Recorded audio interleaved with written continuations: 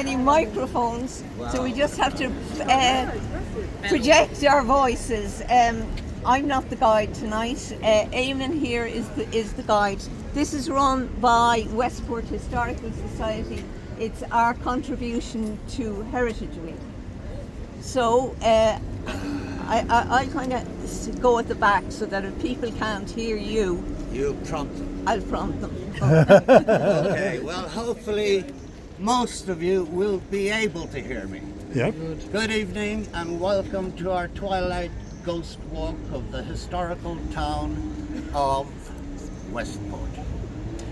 Now, some of you have already been, I know, on our standard weekly walk at 11 o'clock on Wednesday, so some of what I covered tonight will be familiar to you, but I can guarantee you a lot of it won't.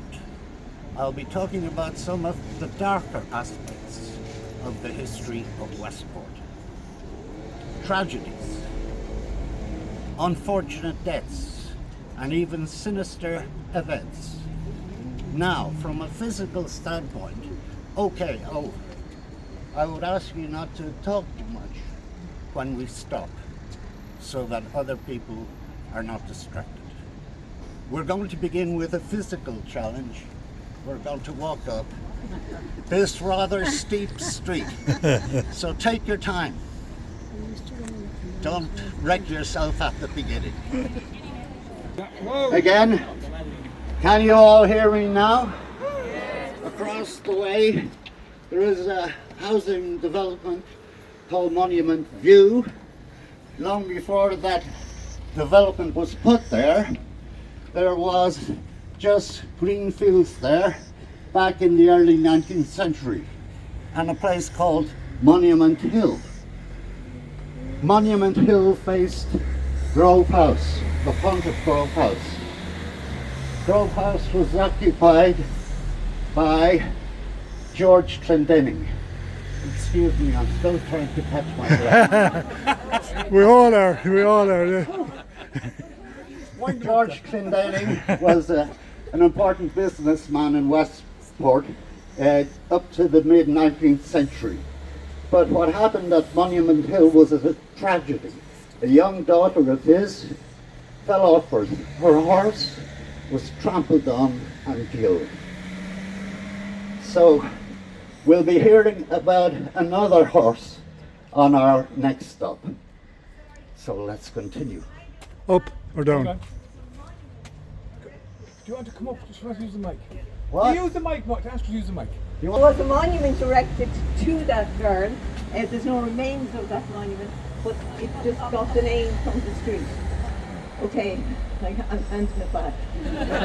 Talking amongst other things about another horse junction of Peter Street and Tubber Hill, and just across the road where I am pointing, there occurred a tragic event, the one hanging in the history of Westport.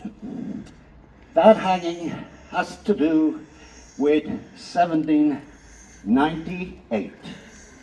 You all know, if you're Irish, what happened in 1798. There was the United Irishmen Rebellion.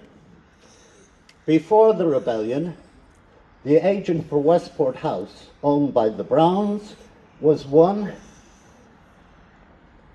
John Gibbons. John Gibbons. John was the agent for Westport House, but he was also moonlighting as the leader for the rebels in this part of the country.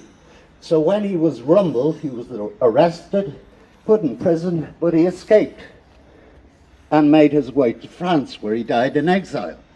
However, his son, John Jr., was not so lucky. He also took part in the rebellion. He was arrested. Again, like his father, he escaped, and he made his way to the hill of Connemara, where he lived as a fugitive for many years. However, one man was determined to bring him to justice, if justice was indeed what was on his mind.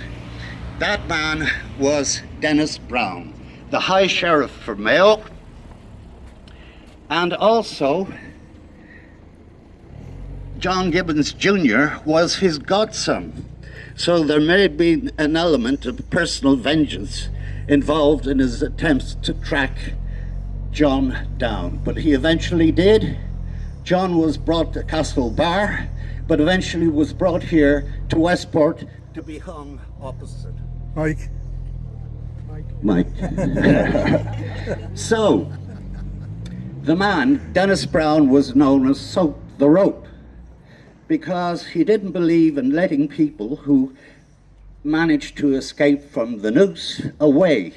So he rubbed soap on the rope, or got his hangman to do so, to ensure that the person would hang. Now, it's not known if this happened in the case of Mr. Gibbons Jr., but his hanging was brutal. Because basically, between Westport and the quay, goods were transported by cart. These were single axle carts, 2 prongs coming out at the front, 2 shafts. And basically, one of these carts was brought opposite, the horse was detached, unharnessed, and then at the tips of the shafts, between the 2 tips, they ran a rope with a noose. Then, it's not known if the rope was soaked, okay? But of course, he was put in the noose. And this would have been, in effect, death by strangulation. Because then, in order to raise him, to have him suspended, they dropped weights into the cart. But all the weights wouldn't have been put in at the same time. So gradually, he would have been gone higher and higher. So it was really death by strangulation. He was left to hang for a time as a warning to people not to rebel. He was cut down, nobody knows where he was buried.